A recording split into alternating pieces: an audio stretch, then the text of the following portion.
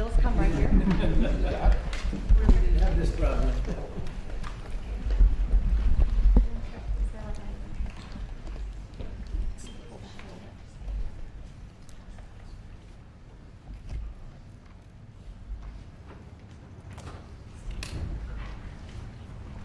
Well, thank you very much, everybody. We have a very big signing today having to do with Alaska, a place that I'm very familiar with.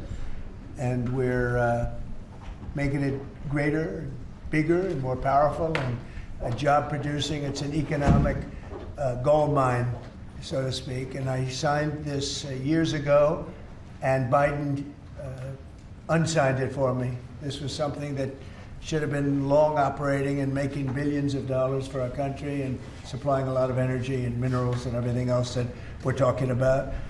And they undid it and wasted a lot of time and a lot of money and a lot of effort. And now we're starting again, and this time we have plenty of time to get it done, and it's going to be done properly. I'd like to ask your Department of Interior head, who has done a fantastic job, Doug Burgum, to say a few words about it. And we'll go to Chris after you and anybody else that wants to say something. And it's a very powerful deal, very, very big deal from the standpoint of minerals and energy. So thank you all for being here. Doug, please go ahead. Well, thank you, President Trump. Yesterday is a historic day. President Trump, as he promised when he was running in the election to the American people, that he was going to unlock the potential of this country. He was going to unlock America's mineral wealth. He was going to generate. He was going to supply chains around critical minerals for our country. On day one, he signed in a very important executive order, Unleashing Alaska's Extraordinary Resource Potential. And this is part of the continuation. There's a number of things that have already happened with Alaska that are moving forward. There's more to come, but big milestone today. In reversing this Biden era decision about the Ambler Road. This is a 211-mile long road that begins over 200 miles north of Fairbanks off the Hall Road that goes up to the North Slope. This road goes through an area where there's no roads. Ambler Mining District at the end of that has some of the richest mining deposits in all of America and in all of the world. And these are minerals that are absolutely essential to defense, to industry moving forward today. Just take copper alone. This is one of the richest copper locations in the country. And of course, today to build a data center, you can have tens of thousands of tons of copper required for that. Even a single family home today may have as much as 400 pounds of copper in a home.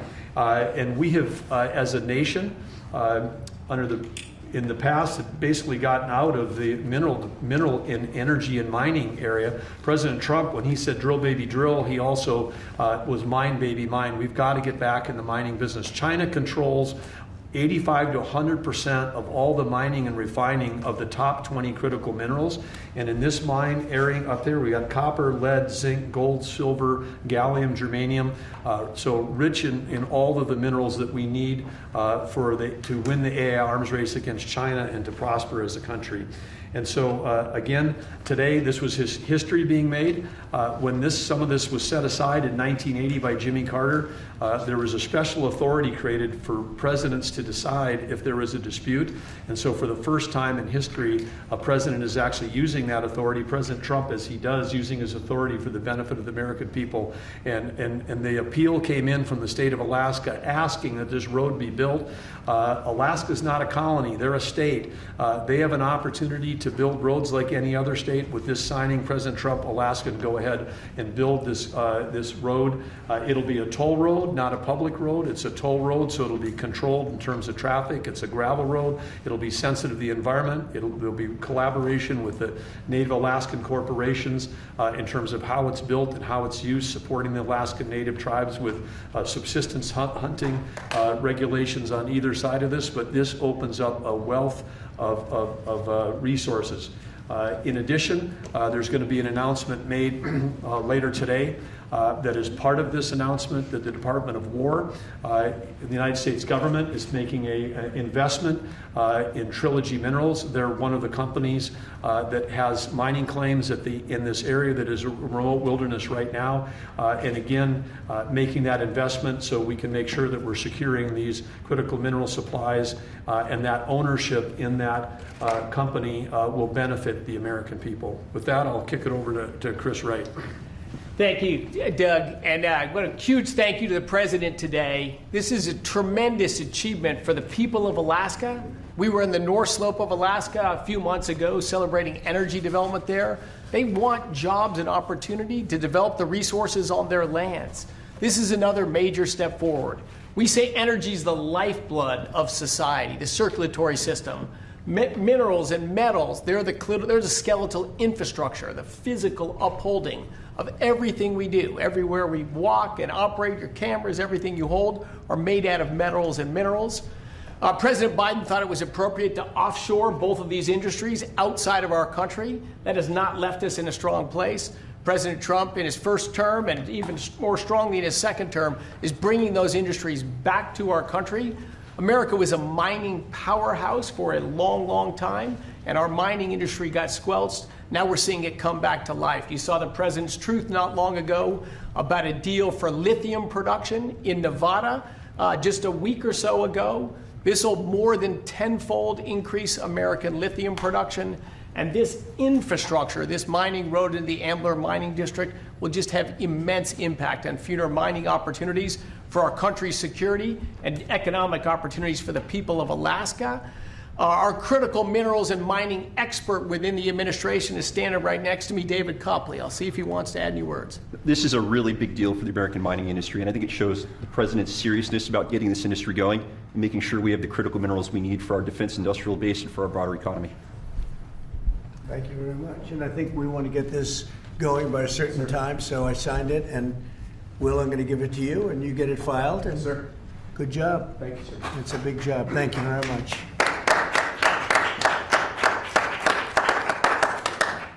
So we created a great deal of wealth for that part of the world and that part of our country by doing this long, very difficult road to build, and we'll be talking about that sometime later. But it's a great deal for our country. It's a great deal for the people of our country and for the taxpayers of our country. And if you have any questions on that, let me know. When do you Steve? expect the road to be constructed, and how quickly will it get underway? Go ahead. Well, this road, as I said, industrial road, it'll have ownership. It'll likely be split between the state of Alaska, the federal government, and the Native Alaska corporations. We would expect that construction would begin next spring with planning throughout this winter. The 211-mile long road will be a gravel road with a solid design base to handle the weight of the trucks that are going in and out. This is typical design that far north because asphalt with a freeze-thaw cycle, very difficult with asphalt or concrete. So gravel, a fantastic gravel road is going to have the least impact on the environment, going to be the best suited purpose. Alaska's done this in the past with the Red Dog mine. They built a toll road that again has ownership. The companies that use the road pay to transit that road. So this is an economic model used around the world in mining districts. We'll apply it right here. And again, it's going to generate revenue for the American people and for the citizens of Alaska as opposed to a cost. And also 2 bridges. We're going to build 2 bridges that will be able to complete, and we'll get them up very quickly. And how long to complete? I mean, 211 miles. That's We'll get it done in less than a year. It's going to come in three phases. The first road, as President Trump said, will go quickly, which is they call it a pilot road. We'll build a single lane gravel road through the full duration of it. That'll be then expanded to a second phase and then a third phase over time. But again, we want to get that pilot road built because then we can help get materials back to help the mine get started quickly as well. Mr. President, there's negotiations happening with your team in Egypt right now over your proposed peace plan. It was reported by Axios over the weekend that you had a call with Prime Minister Netanyahu where you told him to stop being so negative and to take the win when it came to Hamas's response to that. Is that true? And No, it's not true. He's been very positive. He's been very positive on the deal. Everybody is. I think every nation is. We have just about every nation working on this deal and trying to get it done. Something that you could say 3,000 years if you look at it in certain ways, or you could say centuries, but this is a deal that incredibly everyone just came together. They all came together. No, Israel's been great. They've all been good, Caitlin. And in the negotiations, do you have any red lines in terms of Hamas disarming and whatnot? Or are there No, I any have places red you're lines. looking to If negotiate? certain things aren't met, we're not going to do it. But I think we're doing very well, and I think Hamas has been agreeing to things that are very important. Mr. President, on the government shutdown, Mr. President, if the vote today fails in the Senate, will that trigger layoffs? It could. At some point it will. And, the Democrats are the ones that started this. And if you think about it, it's about health care to a large extent. It's about we want great health care for people. We don't want to give the money away to other people that come pouring into our country. And they've already poured it because nobody's coming into our country. Now we have the border totally stopped. In fact, numbers we just announced again, we're at another 0. So we have 0 for 4 months in a row. 0 people coming into our country illegally. That's a pretty good number. I'm not sure even I can believe that, Doug, if you want to know the truth. 0. We went from millions of people to 0, but it's pretty close to that number. And the way you stop them is not to give away, not to announce that you're giving everybody free health care, free this and that. But what that does is it affects the American people because the American people are unable to get good health care. Obamacare has been a wreck, as you know, and to do that, we have to keep it propped up and do the best you can with it. It's a mess. But a lot of things are going on in that. We talk about Hamas, then we talk about negotiations that we have going on right now. We have a negotiation going on right now with the Democrats that could lead to very good things. What kind of are you And speaking I'm talking with about good Democratic things with leaders? regard to health care. Are you speaking with Democratic leaders? What kind of negotiations? Well, I don't want to say going that. on? I don't want to say that. But we are speaking with the Democrats, and some very good things could happen with respect to health care. Would you make a deal with them on the ACA subsidies? If we made the right deal, I'd make a deal, sure. So you would be I mean, you have right now subsidies. You have subsidies. That's the problem with Obamacare. The subsidies are so much. It's billions and billions of dollars is being wasted. And we can have a much better health care than we have right now. And we're talking to them. I mean, I'm not saying that's going to happen because this has also been going on, not for 3,000 years, but it's been going on for a long time. But yeah, So we're you talking would to the make Democrats. You would work to make a deal with them on. I'd like to see a deal made for great health care. Yeah, I want to see. see great health. I'm a Republican, but I want to see health care much more so than the So, Democrats. Mr. President, on all of this, as you know, the American people are experiencing a lot of pain with any kind of government shutdown. And while you're dealing with Democrats and, of course, Republicans are standing their ground, what is your message directly to the American people who may encounter some of this pain and despair? How do you give them hope? Well, up till now, there hasn't been a great deal of pain. There could be a great deal of pain, but up till now, there hasn't been. I will say this, just hang in there because I think a lot of good things are going to happen. That's all I can say. I mean, I think a lot of good things could happen, and that could also pertain to health care.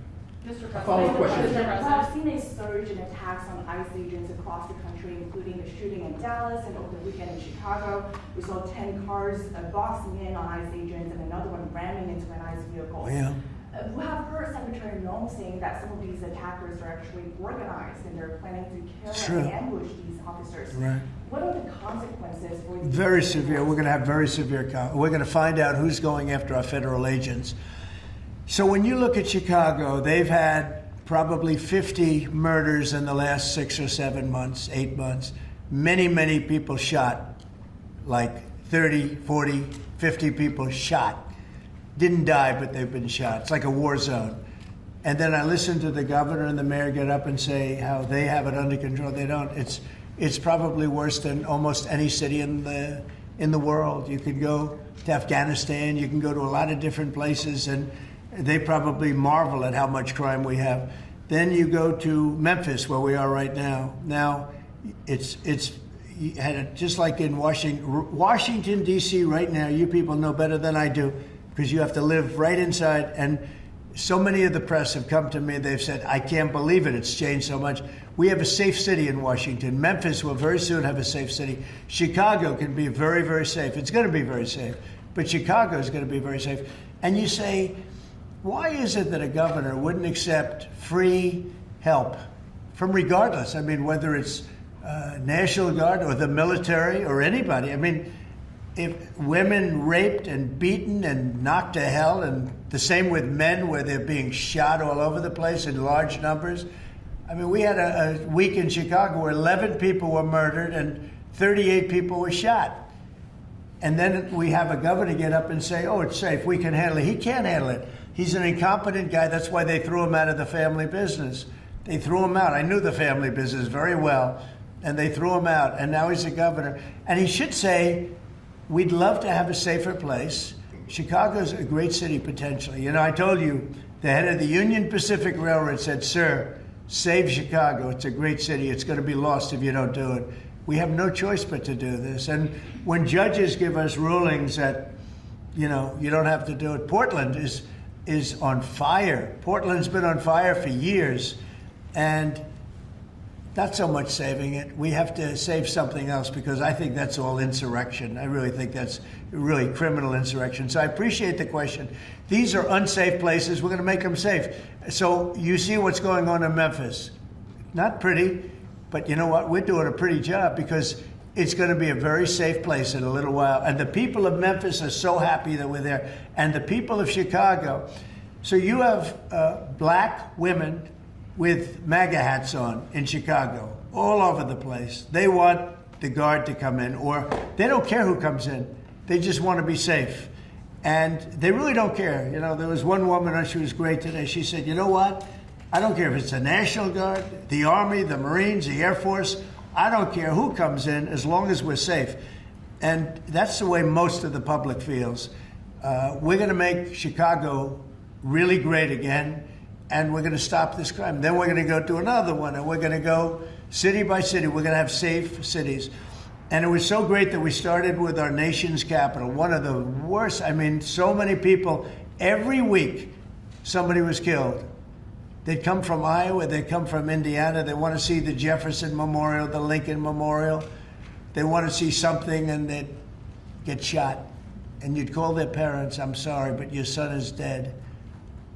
And they go, what do you mean he's dead? Came to Washington, D.C. Not anymore. That's not happening anymore. We have a safe place. We have a safe capital. It's as safe as we have probably almost just about in the country. And if you look back 6 months ago, 7 months ago, this was a death trap. You look back during the Biden, I mean, what they did, how badly they managed things. And almost all of these cities, most of these cities are Democrat run. And we don't care, Democrat, Republican, we're going to make them safe. So we have to save Chicago. It's very important. And you can't have a governor getting up and saying it's good when 11 people were shot over a weekend.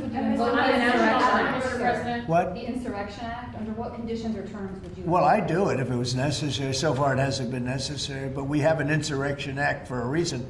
If I had to enact it, I'd do that. If people were being killed and courts were holding us up, or governors or mayors were holding us up, sure, I'd do that. I mean, I want to make sure that people aren't killed. We have to make sure that our cities are safe. And it's turning out, and we started with D.C. It's been so successful. Think of it. People wouldn't go to restaurants. The restaurants were closing. We were losing a lot of restaurants, as you all know.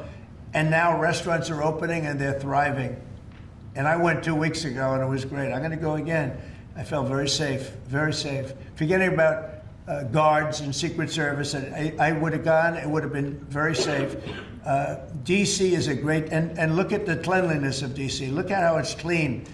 You don't have tents all over the place. We had parks where you couldn't even walk through the park. You had people from tents, and they were violent people. Some of these people were violent people.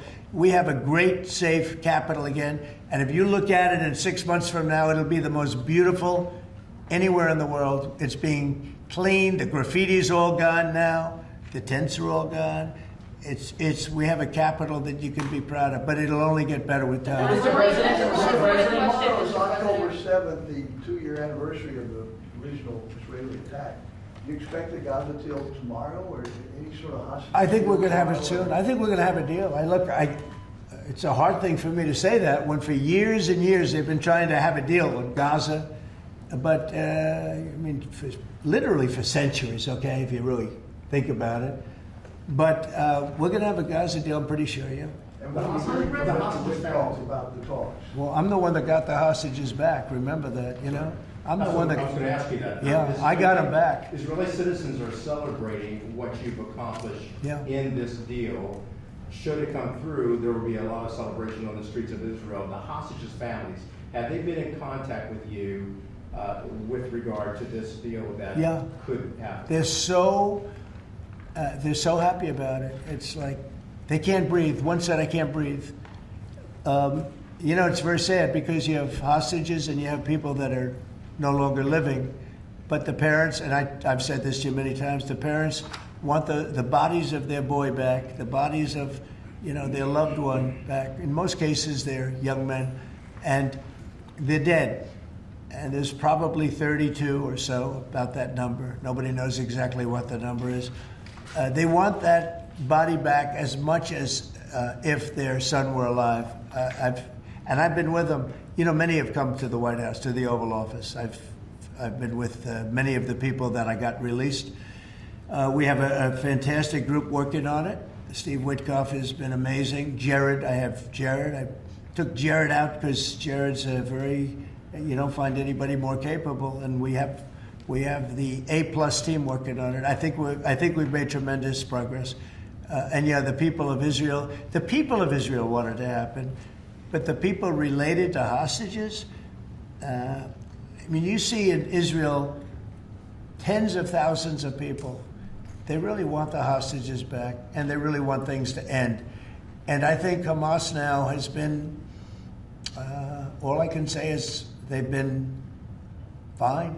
They've been fine. I hope it's going to continue that way. I think it will. I really think we're going to have a deal. We have a really good chance of making a deal, and it'll be a lasting deal. We want to have peace. This is beyond Gaza. Gaza's a big deal, but this is really peace in the Middle East. And the amazing thing is we have every Arab country, every Muslim country, we have every country surrounding. They all want. I spoke with President Erdogan of Turkey. He's fantastic. He's been pushing very hard. He's a very powerful guy, and he's been pushing very, very hard to get this deal done. And Hamas has a lot of respect for him. They have a lot of respect for Qatar. They have a lot of respect for UAE and Saudi Arabia. We have everybody is on our side to get this deal done. There's never been anything like it. Nobody's ever seen it. There's always been like 80% of them don't want something done. I think virtually we even had a signal, a very strong signal, as you know, from Iran. They'd like to see this done. Mr.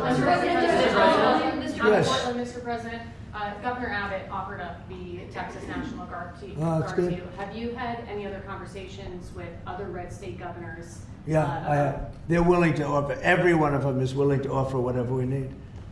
We thank Governor Abbott of Texas. Every one of the red state, as you call them, red state governors is willing to give whatever we need because they want our agents protected. You know, these ICE agents have a tough job. They have to go in and get, in many cases, stone cold criminals, hardened criminals, long-time criminals. And every, essentially, Republican governor has offered up whatever we need. And some Democratic governors also. Daniel? Yeah, Mr. President, thank you. A quick question on the subject of the order. The Biden administration, previously speaking, they shut down Alaska for business. You reversed that, reversed it on day one, you opened it up, going after all the critical minerals. This mission of yours, Secretary Burgum, Secretary Wright, to boost our own independent production of critical minerals, rare well, it's earths. necessary, Can you just talk right? about how important that is over the next 4 years, sir? Well, it's very necessary. You know, in the past, we were able to go to other countries, buy whatever we want, but all of a sudden, if those countries are hostile, and by the way, China hasn't been. We've made deals with China. You know, they approved the TikTok deal. Everyone said you'd never get the TikTok deal approved. They approved it, and we have great people buying it. Big, strong American companies are buying it, the most prestigious companies there are, actually, and they're going to make sure everything's good. But President Xi was great. He approved it. So I'm not saying hostile, but it's good to have our own minerals. And, you know, we create a tremendous value by creating a road. We build a road that only we can do because we have the rights to do it, number one, and we have the power to do it. And so we build a road that's over 200 miles long through a very beautiful area of the world. Actually, it's incredible. When you look at it, it's incredible. But a rough area from the standpoint of building. So we get a road done, and with that we unleash billions and billions of dollars of wealth. It's pretty amazing when you think of it. And it's wealth that we need if we're going to be the #1 country. You know, we're #1 now with AI. You probably read. We're beating everybody with AI at levels that nobody ever thought even possible. And one of the reasons we are is because of energy. So our grid is old and tired, like most grids are. They get old with time. I mean, you know, the older you are, the older the grid gets, right? But I've allowed the people building AI or other plants, other types of plants, but AI in particular, because they need so much electricity, I've allowed them to build their own power. And it's been amazing. They're building massive plants, and with the plant, they're building their own electricity. They've become a utility in a sense. I said, maybe you'll do better with the utility than you do with the AI. I don't know. But we're letting them build their own electricity. So we don't have to worry about the grid. We don't have to worry about anything. And they're going to build it in such a way that if they have excess capacity, they're going to put it back into the grid. It's pretty amazing. So when they build, we're giving them permits to build their own electric power plants, and it's incredible when you see what they're doing. And because of that and other things that we're doing, we're leading every country. Nobody's even close to us with AI. And AI seems to be the big thing. I don't know. I can't tell you that. There are a lot of people building, and a lot of people have high stock prices because of AI. So a lot of people think it's great stuff. And I think it's great stuff. I look at it, it's amazing what it can do. In terms of medical costs, in terms of knowledge, it's basically information, and information at a level that nobody thought possible before. So we'll see. But they're building plants where you saw the one overlay that I did where, in this case it's Meta, one of their plants is essentially the size, almost the size of Manhattan. And that's a building, you know, it's a building that covers Manhattan. So it's big stuff. And nobody's even close to us. We're leading AI by so much. Mr. President, yeah, go ahead, please. Since the start of your administration, we've seen a lot more Americans wanting to join ICE. And as we're seeing more attacks on them right now, what's your message to rank and file ICE agents who are trying to do their jobs but are facing 1,000% increase in attacks? I love your questions, you know, I like you. So who are you with? I'm with NTD. Very good. I was the one who got mugged. You were the one, that's what I thought. You got mugged. You're not getting mugged anymore. She was really, you're lucky to be with us with that deal that happened. I know all about that. Not anymore, though. You feel a different world out there, right? Totally. If you're safe with the baby nowadays. Oh, good. Well, you're safe now.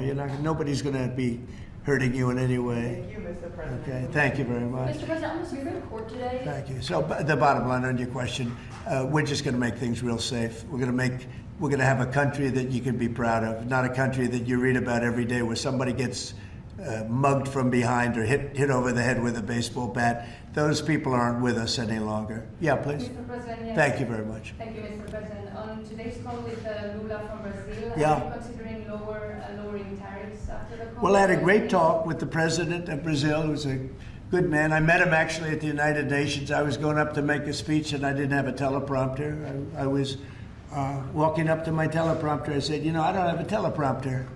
But just before that, I met with President Lula, and I found him to be very good. I mean, we had a very good talk for about, 2 minutes. And then I went up to make a speech, and I was surprised to see, how would you like that one, Doug? I've got every leader in the world sitting out there. My teleprompter isn't on. You know why, Daniel? Because it was a rigged deal. But fortunately, I made a better speech than I would have if I read it off a teleprompter, which is pretty easy to do. So it was quite a day. That was a big day. But we met and we liked each other. And yeah, we had a great conversation. Yeah, we'll start doing business. And are you considering traveling to Brazil for COP30? At some point I would, and he's going to come here. We talked about that. And a follow-up question on Israel. Israel government has been arresting and deporting activists that were traveling to Gaza.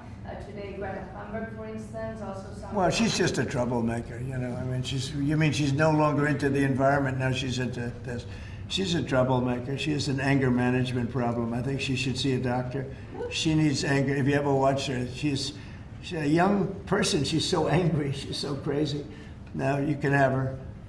She's just a troublemaker. Yeah, The Supreme please. Court is back in President. its term today, Mr. President. And Say it. The Supreme Court is back and Yeah. said that they rejected today an appeal by Ghislaine Maxwell to overturn her conviction. That means her only chance of getting out of prison is a pardon from you. Is that something you're open to Who are we doing? talking about? Ghislaine Maxwell. You know, I haven't heard the name in so long. I can say this, that I'd have to take a look at it. I would have to take a look. Did they reject that? She wanted to appeal her conviction. And what happened? They said that they were not going to hear her appeal.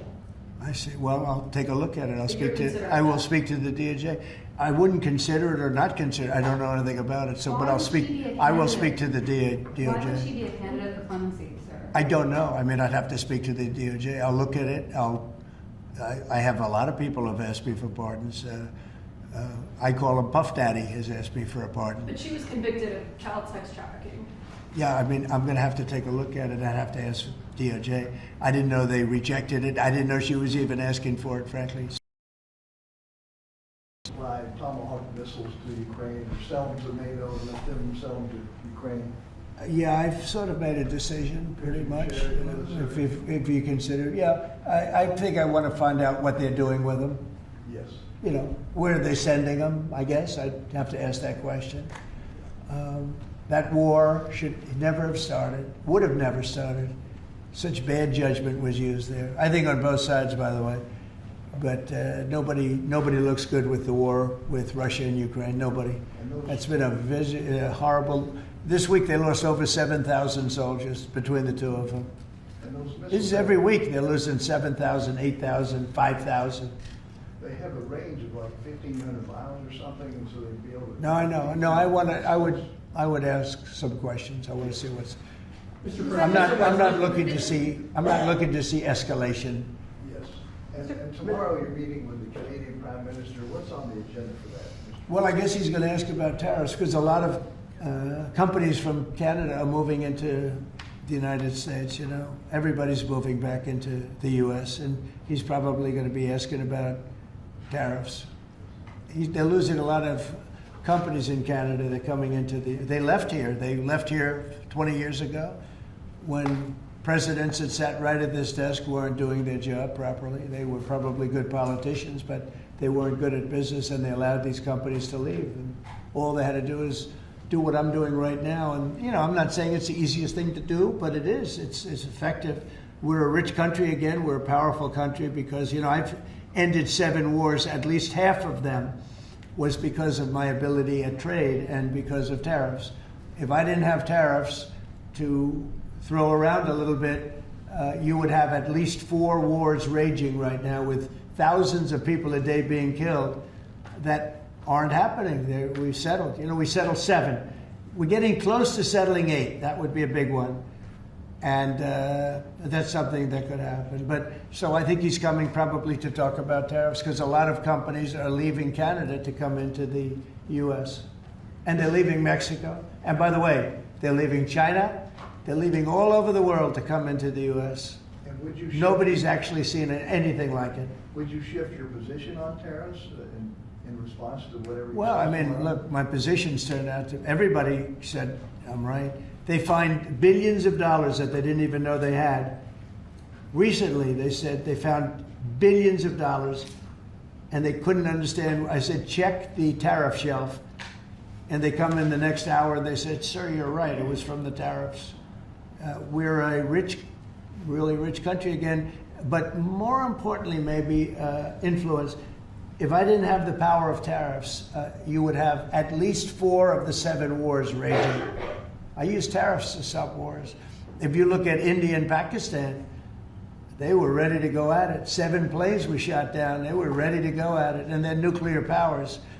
And I don't want to say exactly what I said, but what I said was very effective. They stopped. And that was based on tariffs. It was based on trade.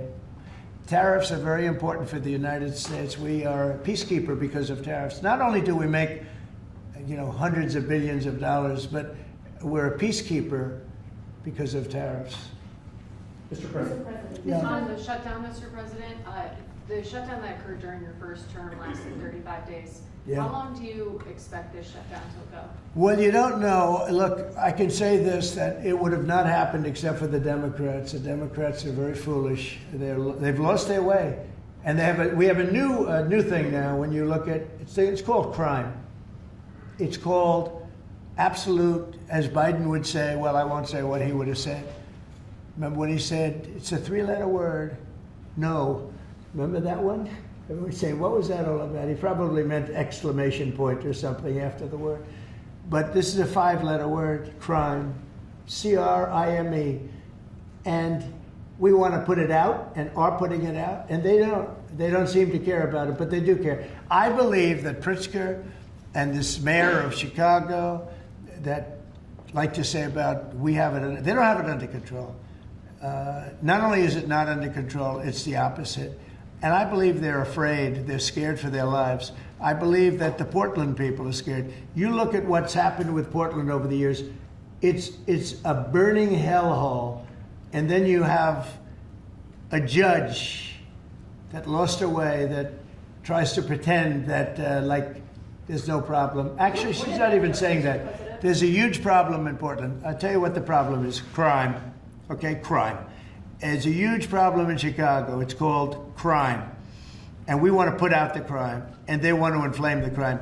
And why they want to, I don't know. But it could be that Pritzker is scared for his life. Yeah. You appointed that judge in On the Portland, Mr. UN, do you President. have an update on the investigation into what happened to you after you went last month? And also, what's your message to Americans who are concerned about your and your family's safety as you're very out in public? Yeah, I am out there. There's no question about it. Well, at the UN, we had a problem with the teleprompter. We had another problem that nobody has actually talked about.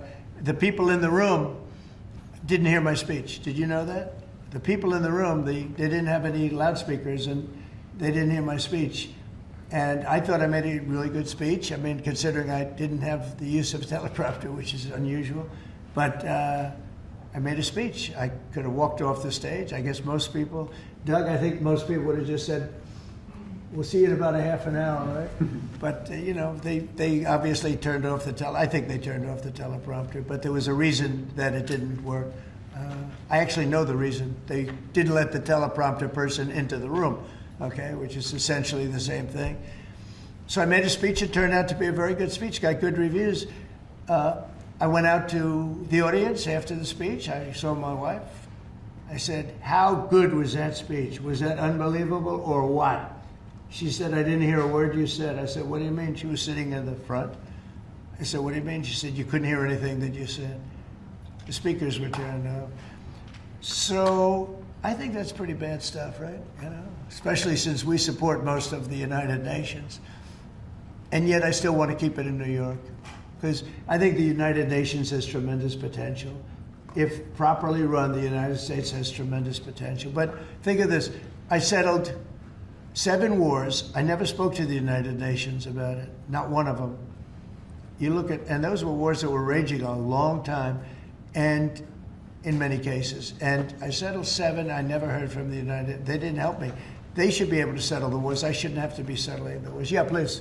Last week you signed the security guarantees for Qatar. Yeah. Do you see any role for the Senate in that? Did they have to vote on that? Or do you think Well, I wouldn't mind if they did. If they want to, they'd let me know. Nobody said that, but you know, Qatar's been very, very helpful to us in this process, and I think you'll find that. I think maybe the most influential. They're very influential, very strong. With Hamas, they're very strong, and Turkey's likewise been helpful. I mean, honestly, UAE, Saudi Arabia, everybody's been helpful. I just spoke today with the King of Jordan, and he's been terrific too. I can't think of any country that's been negative about this. This is why it should happen. I mean, everybody wants it to happen. And usually when everybody, including, I think, Hamas, and when they want it to happen, it's going to happen. James Comey is being arraigned on Wednesday, Yeah. obviously after his indictment. Are you worried that your own statements calling for his prosecution could help him actually in his defense of this case? No, I think he's a crooked guy. He's a dirty cop. Comey, I think he's a dirty cop. He's recognized by many people to be a dirty cop and dishonest guy. So all I have to do is, I mean, I have nothing to do with the case. I just say, But you Good called luck. on Bondi to prosecute him and oppose no, him. I don't call anybody. You know what? I'm allowed to do that if I wanted to do that. But Comey's a crooked guy. He has been for years. And he got caught. Look, he lied. This is just a simple case. He totally lied. And then he confirmed the lie on, I guess, numerous occasions, or at least one occasion. He confirmed the lie. He said, that's what I said, and I stand by it. And, you know, I mean, the guy, and he didn't say, to the best of my knowledge. He didn't say, well, I don't remember.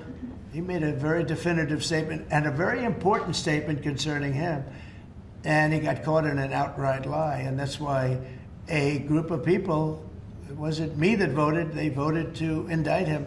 But he's a crooked guy, in my opinion, and we'll find out. The court's going to determine that in a little while, I guess. Yeah. You met with members of the Navy yesterday, Mr. President. Yeah, I'm going to do some farm stuff this weekend. You met with members of the please. Navy yesterday, celebrating It was their unbelievable. 250th. Can you talk about that? And as we get closer to America's 250th, you've initiated a prayer initiative as well. Yeah. Talk to me about both of those events and why they're so important, particularly the prayer initiative going forward to the. Well, we have, and we're dealing, as you know, with all of the different, and not just evangelicals, Christians. We're dealing with lots of different faiths, religions, and I felt for a long time that, you know, if a country doesn't have religion, doesn't have faith, doesn't have God, it's going to be very hard to be a good country. You know, there's no reason to be good. I want to be good because you want to prove to God that you're good, so you go to that next step, right?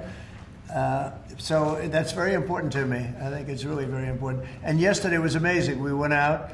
We went to the naval base, the largest in the world, actually, and I saw things that were incredible. The level of I don't want to use the word weapons, but they are weapons. The technology on these planes, on the carriers, on all of the different things that we saw. They gave us missile displays. They did the whole. I don't think they've ever done anything like it, but it was really impressive. And the talent of the pilots, where they can land. You know, the aircraft carriers look massive, but when you put them in the middle of, like, the Atlantic, or in this case, pretty far off the coast of Virginia, and it's sitting in a big ocean, and it was pretty calm yesterday, but it's still a little bit testy, right? And you'd have these guys land right on a thing and come to a sudden screeching halt, and they're really something. They were taking off yesterday, and they look over, yes, sir, and then you see them, and you see them just get ripped back into the seat because the G-forces are so great. And actually, if you're not in great shape, because they were doing maneuvers that were incredible yesterday, and the admirals were explaining that if you're not in really good shape, you don't make it because you pass out. You know, these guys, and women, I met some women pilots that, I mean, it's incredible what they're able to do. So we saw something that was great, and you saw the spirit, because we had for a couple of thousand, I think they had probably 22,000, largely sailors, all dressed in the most beautiful white. There wasn't a spot on any of those uniforms. I looked at them, it was just a wave of white.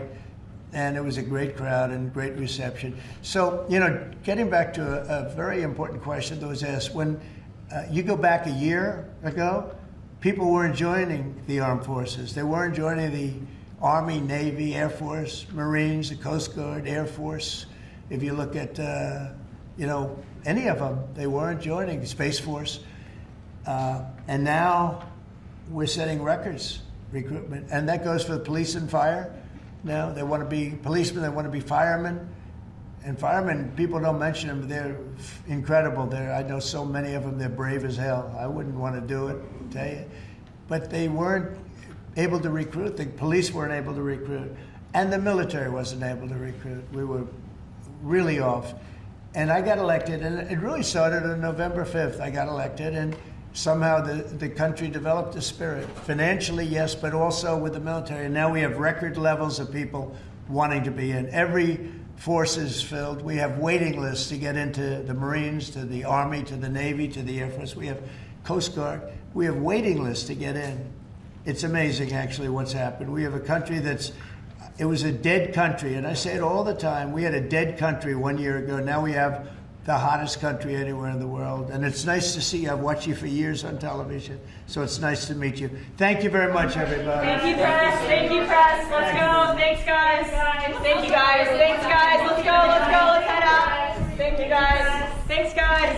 Thank you. Thank you very press. much. Thank you, Kate. Thank you, press. Thank you, press. Keep it good, guys. Thank you. Thank you, guys. Sure, thanks. You doing all right? Good, good. You were younger than you did 10 years ago. Thank you, Mr. Price. Not bad. I'm working on it. Let me know the secret.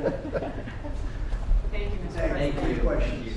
Hi, Danny. How did you show you, Daniel? Big rating for that? It was huge. I did an interview with him. You know why?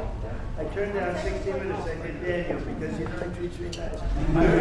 By the way, I heard you had big ratings. We had huge ratings. Yeah. Thanks to you, sir. Thank you, Danny. Thank you, Mr. President.